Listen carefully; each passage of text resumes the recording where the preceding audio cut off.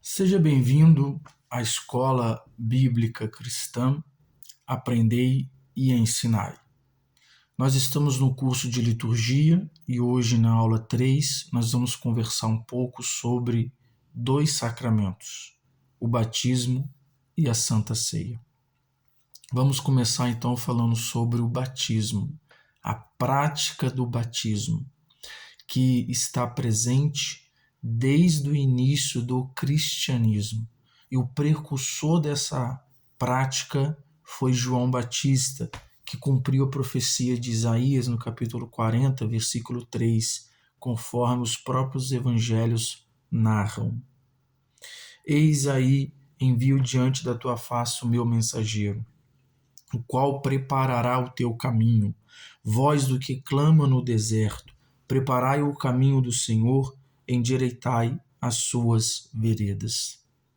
E desse modo, João Batista realizou o batismo de arrependimento, diferente do batismo que Jesus Cristo realiza, que é o batismo com o Espírito Santo, o selo daqueles e daquelas que pertencem a Ele, que creem nele, conforme o Evangelho de João, no capítulo 7, versículo 37 e 38.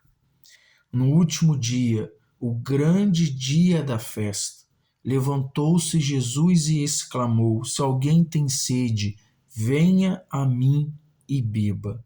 Quem crer em mim, como diz a Escritura, do seu interior fluirão rios de água viva. Isto ele disse com respeito ao Espírito que haviam de receber os que nele crescem. Então nós temos uma promessa de que todos aqueles e aquelas que creem em Jesus Cristo vão receber o Espírito Santo, que é o selo de que essa pessoa é uma nova criatura, de que essa pessoa é filho e filha de Deus mediante a fé em Jesus Cristo e é selada então pelo Espírito Santo. A igreja primitiva ela vai exercer a prática do batismo, conforme nós podemos observar logo no início do livro de Atos da igreja, com a declaração do apóstolo Pedro, Atos capítulo 2, versículo 37 e 38. Após a descida do Espírito Santo, o apóstolo Pedro ele vai pregar, e aquela multidão de aproximadamente 3.000 pessoas vão fazer uma pergunta, para o apóstolo Pedro após a pregação.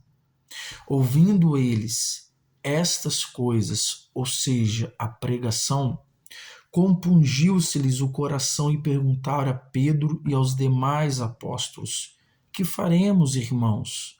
Respondeu-lhes Pedro: arrependei-vos e cada um de vós seja batizado em nome de Jesus Cristo para a remissão dos vossos pecados e recebereis o dom do Espírito Santo. Aqui o apóstolo Pedro ele está conectando o arrependimento, o batismo e o selo do Espírito Santo após a pregação.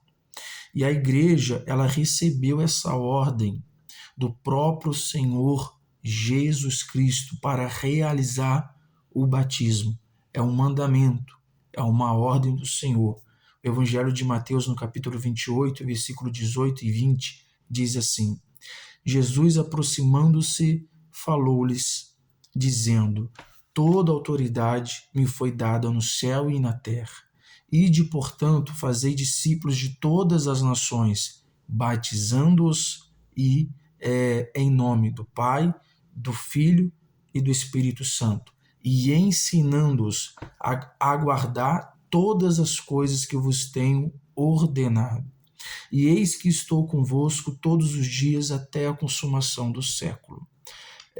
Na sequência do livro de Atos, nós temos alguns exemplos de pessoas que foram batizados com essa água simbolicamente, e que receberam então o selo, o Espírito Santo. Nós temos o relato do etíope, o eunuco, de Saulo, que nós o chamamos de apóstolo Paulo, também de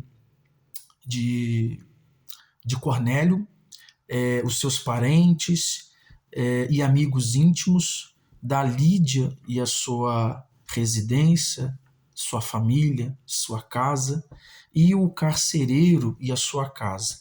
Essas pessoas são alguns exemplos de que receberam o batismo, pois havia esse mandamento, essa ordem para serem batizados.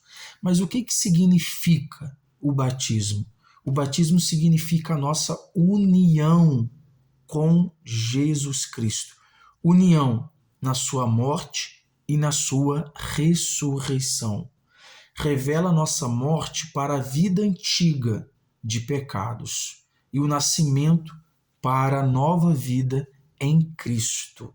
O batismo é uma confissão de fé, um testemunho público onde a pessoa reconhece que Jesus Cristo é o Senhor e o Salvador da sua vida. Nós vimos, primeiro, que existe um fundamento, existe uma ordem, uma ordenança para a prática do batismo. Agora nós acabamos de ver o que significa o batismo. E agora nós vamos ver como que deve ser feito o batismo. O batismo é feito com água, em nome do Pai, do Filho e do Espírito Santo.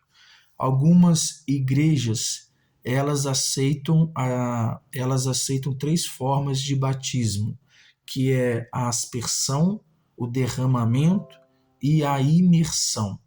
E algumas igrejas protestantes também reconhecem o batismo de crianças e de adultos. Em relação ao batismo de crianças, os pais devem assumir a responsabilidade de educar o filho, né, no caminho da sua fé. E quando este for adolescente, jovem, ele vai assumir a sua fé na igreja. Em relação ao batismo de adulto, a pessoa deve estar arrependida dos seus pecados, ou seja, da vida que levava, e manifestar que crê em Jesus Cristo como seu Senhor e seu Salvador. A pessoa será orientada pelo líder eclesiástico, o pastor ou a pastora, no tocante às doutrinas cristãs, e pode também receber alguma orientação dos usos, costumes da denominação.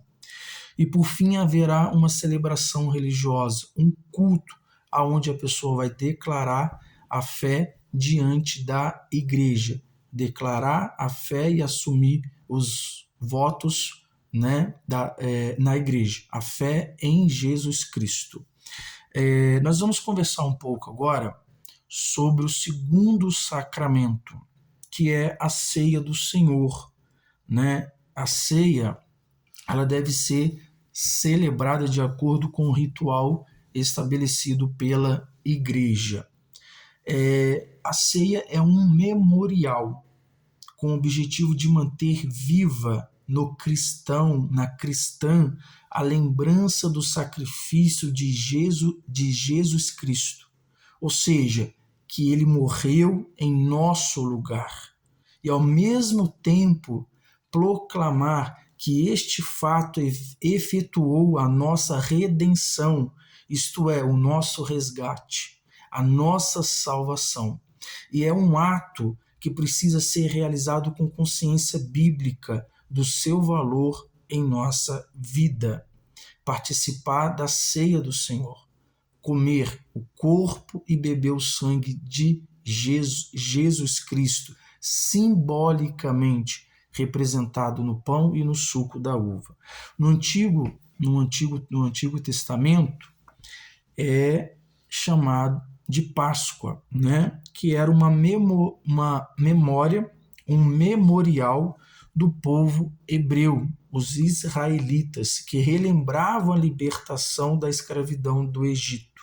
E essa palavra significa passagem, a Páscoa, né? A passagem da escravidão do Egito para a libertação rumo à terra prometida. No Novo Testamento, significa a libertação espiritual, a passagem para uma nova vida pela obra de Jesus Cristo. A ceia do Senhor significa isso, né? E neste período a gente relembra a sua morte e a sua vitória com a sua ressurreição. E este período se encerra no Pentecostes, com a descida do Espírito Santo, que é algo que nós vamos estudar nas próximas aulas. Nós vamos estudar o ciclo do Natal e o ciclo da Páscoa. Finalizando a nossa aula sobre os sacramentos, o batismo e a ceia do Senhor, o culto da ceia do Senhor normalmente acontece uma vez por mês, no primeiro domingo, e devemos nos preparar para a celebração da ceia do Senhor. De um modo geral, a ceia é para aqueles e aquelas que já reconheceram Jesus como Senhor e Salvador da sua vida e mantém uma comunhão com a igreja. As pessoas precisam se examinar, todos precisam se examinar antes de participarem desse ato, lembrando que é a graça e a misericórdia de Deus que nos deixa apto para participar, renovando assim a comunhão de amor da nova aliança. O Evangelho de Lucas, no capítulo 22, versículo 19 e 20, e 1 Coríntios, capítulo 11, 23 e 28. Vamos fazer a leitura dessas duas referências. E tomando um pão, tendo dado graças, o partiu e lhes deu, dizendo: isto é o meu corpo, oferecido por vós. Fazei isto em memória de mim. Semelhantemente, depois de cear, tomou o cálice, dizendo: este é o cálice da nova aliança no meu sangue, derramado em favor de vós. Examine-se, pois, o homem a si mesmo, e assim coma do pão e beba do cálice. Acabamos de estudar brevemente os dois sacramentos das igrejas protestantes evangélicas, o batismo e a ceia.